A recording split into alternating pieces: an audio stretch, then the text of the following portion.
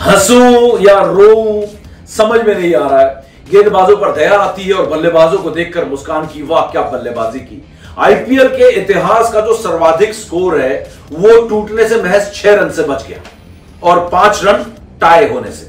ऐसी जबरदस्त बल्लेबाजी देखने को मिली इस मुकाबले में, जहां दिल्ली कैपिटल्स के सामने केकेआर था वाइजैक में। अब आप बेसब्री से इंतजार कर रहे होंगे और कह रहे होंगे जल्दी जल्दी बताओ इस मुकाबले में क्या हुआ समीप राजगुरु। तो बताता हूं भाई, बताता हूं। केकेआर ने टॉस जीता, पहले बल्लेबाजी का फैसला किया और सिर्फ 4.3 ओवर में पहले विकेट के लिए या ओपनिंग जो साझेदारी थी 60 रन की कर डाली।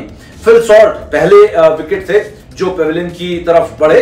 सॉल्ट ने 18 रन बनाए, 12 गेंदों में 4 चौके उन्होंने लगाए। खास कंट्रीब्यूशन उनका था नहीं, लेकिन उसके बाद केकेआर का ग्राफ ऊपर जाने लगा और कमाल और धमाल देखने को मिलने लगा।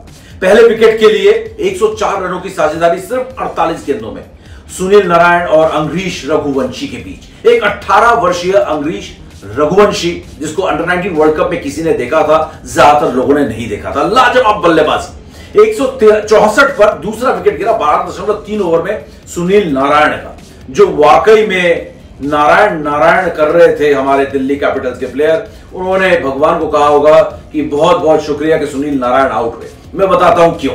क्योंकि उन्होंने 39 गेंदों में 85 रन ठोक डाले, जिसमें उन्होंने 7 चौके और 7 छक्के लगाए और करीब 220 के स्ट्राइक रेट से रन बनाए। लेकिन इसके तुरंत बाद अंग्रीश रघुवंशी का भी थोड़ा फोकस बिगड़ा और 173 के कुल स्कोर पर अंग्रीश भी यहां पर अपना विकेट खो देते हैं। लेकिन इससे पहले कि वो आउट होते, उन्होंने बहुत नुकसान पहुंचा दिया था दिल्ली कैपिटल्स को। उन्होंने सिर्फ 27 गेंदों में 54 रन बनाए, जिसमें 5 चौके और 3 छक्के लगाए। और अंग्रीश रघुवंशी ने बता दिया कि भारत का भविष्य वाकई सुनहरा है। इसके बाद चौथे विकेट के लिए रसल और अय्यर के बीच भी एक ताबड़तोड़ साझेदारी देखने को मिली। इन दोनों ने मिलकर 56 रनों की साझेदारी की 24 गेंदों में और 232 के कुल स्कोर पर श्रेयस अय्यर का विकेट गिरा और श्रेयस ने 18 रन बनाए, 11 गेंदों में 2 छक्के लगाए। लेकिन इसके बाद एक और इससे भी ज्यादा अंग्रेजी का शब्द है इलेक्ट्रीफाइंग, तेज तर्रार, धमाकेदार साझेदारी देखने को मिली 5वें विकेट के लिए R&R के बीच, रसल और हमारे हिंदुस्तानी रसल रिंकू सिंह के बीच। इन्होंने सिर्फ 11 गेंदों में 32 रनों की साझेदारी की और रिंकू सिंह ने तो नोकिया के एक ओवर में 26 रन ठोक डाले। 264 के कुल स्कोर पर रिंकू सिंह भी अपना विकेट गंवा बैठते हैं, लेकिन उन्होंने 8 गेंदों में 26 रन बनाए, जिसमें 1 चौका और 3 छक्के लगाए। यानी कि यह भी खासा नुकसान यहां पर दिल्ली कैपिटल्स को कर चुके थे आउट होने से पहले। इसके बाद 264 पर गिरा रसल का विकेट और रसल वाकई में अपने मसल से डीसी के गेंदबाजों को मसल रहे थे। उन्होंने भी बड़ा शुक्र मनाया डीसी के गेंदबाजों ने कि चलो रसल आउट हुआ। 19 गेंदों में 41 रन, 4 चौके 3 छक्के। इनका विकेट एक शानदार यॉर्कर में ईशांत शर्मा को मिला। इसके बाद कुछ खास यहां पर कर नहीं पाई और केकेआर की पूरी जो इनिंग्स थी वो 272 7 विकेट के नुकसान पर रुक गई। और अगर गेंदबाजी की बात करें तो नोकिया ने 4 ओवर में 59 रन दिए, 3 विकेट लिए और अक्षर पटेल को तो एक ही ओवर मिला, 18 रन उन्होंने दिए। कुल 7 गेंदबाजों का दिल्ली कैपिटल्स ने इस्तेमाल किया। और अब बारी थी डीसी के लिए कि वो इस रिकॉर्ड टारगेट को चेज करे, 273 रन के टारगेट को। डीसी के गेंदबाज अब थोड़ा सुकून महसूस कर रहे थे क्योंकि वो ड्रेसिंग रूम में बैठे हुए थे और अब उनकी पिटाई की जो बारी थी वो खत्म हो गई थी और वो सोच रहे थे कि अब हमारे बल्लेबाज जो है केकेआर के गेंदबाजों को सबक सिखाएंगे, खूब पिटाई लगाएंगे, खूब कूटेंगे। लेकिन बेचारे डीसी के गेंदबाज, क्योंकि डीसी के बल्लेबाज शुरुआत से ही सरेंडर नजर आए और पंत की पूरी सेना पंचर लगी। चलिए आपको बताता हूं कि इस बल्लेबाजी, इस चेज में डीसी के बल्लेबाजों ने क्या गोल खिलाया।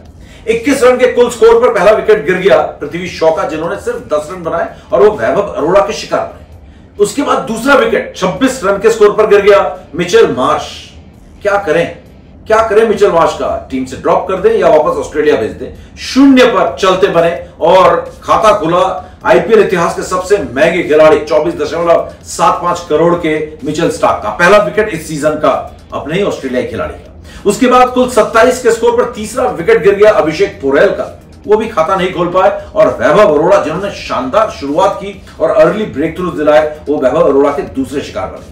उसके बाद कुल 35 रन के स्कोर पर डेविड वार्नर, जो कि अच्छे टच में लग रहे थे, 18 रन बनाकर मिचेल स्टार्क का शिकार बने। उसके बाद एकमात्र साझेदारी देखने को मिली दिल्ली कैपिटल की तरफ से, एक फाइट बैक या फिर कहें एक इज्जत की लड़ाई जो है यहां पर 5वें विकेट की साझेदारी में देखने को मिली, जब 47 गेंदों में 93 रनों की साझेदारी देखने को मिली पंत और स्टब्स के बीच।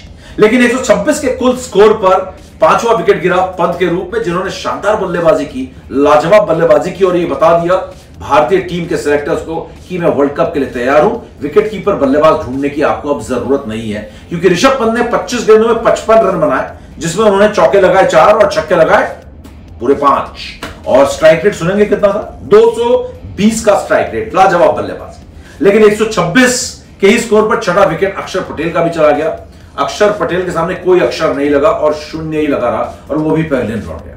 इसके बाद जो दूसरे बल्लेबाज पंत के साथ जबरदस्त खेल रहे थे, क्रिस्टन स्टब्स, वो भी 159 पर आउट हुए, और ये 7वां विकेट था दिल्ली कैपिटल्स के लिए। और दिल्ली कैपिटल्स पूरी तरीके से बिखर चुकी थी, पंक्चर हो चुकी थी और सरेंडर कर चुकी थी। स्टब्स ने 32 गेंदों में 54 रन बनाए, जिसमें उन्होंने 4 चौके और 4 छक्के लगाए और वरुण चक्रवर्ती का शिकार बने। इसके बाद लगातार विकेट गिरते चले गए और दिल्ली इसके बाद संभल नहीं पाई, क्योंकि 159 में ही इसी स्कोर पर जो है 8वां विकेट भी गिर गया सुमित कुमार का, 161 पे 9 रशिक का, और 166 पे नोकिया जो कि आखिरी विकेट था, वो भी पेविलियन चलता बना। 166 पे दिल्ली की पूरी टीम ऑल आउट, और केकेआर की एक जबरदस्त बड़ी जीत 106 रनों की, और वो भी कहां, दिल्ली के घर वाइजैक में, होम अवे फ्रॉम होम। और इस जीत के बाद केकेआर पॉइंट्स टेबल में ना सिर्फ नंबर 1 पर पहुंच गया, बल्कि उनका नेट रन रेट ऐसा है, अगले 2-3 मैच हार भी जाए तो उनके नेट रन रेट पे फर्क नहीं पड़ने वाला है, +2.5 का नेट रन रेट। और इस जबरदस्त मुकाबले के मैन ऑफ द मैच बने नारायण, जिसकी बल्लेबाजी देखकर भगवान याद आ रहे थे दिल्ली के गेंदबाजों को और कप्तान ऋषभ पंत को भी, शायद वो बने man of the match, Sunil Narayan.